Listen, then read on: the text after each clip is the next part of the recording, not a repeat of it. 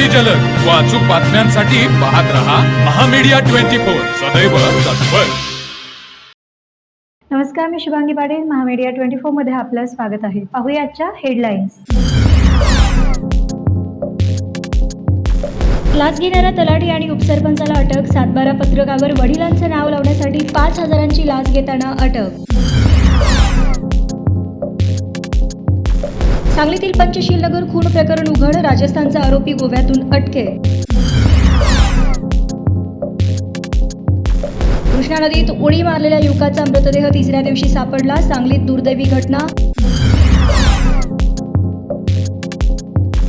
कोणतीही चालू योजना बंद केली जाणार नाही. देशातील पहिली $1 ट्रिलियन अर्थव्यवस्था बनण्याचे उद्दिष्ट महाराष्ट्र लवकरच पूर्ण करेल. मुख्यमंत्र्यांची ग्वाही. एका 35 वर्षीय विवाहित महिलेचा हात धरून विनयभंग केला. तसेच त्यांच्या कुटुंबातील इतर लोकांना शिवीगाळ करून मारहाण. शेतकऱ्यांसाठी 2 लाखांपर्यंत कर्जमाफी जाहीर. कोणते शेतकरी पात्र?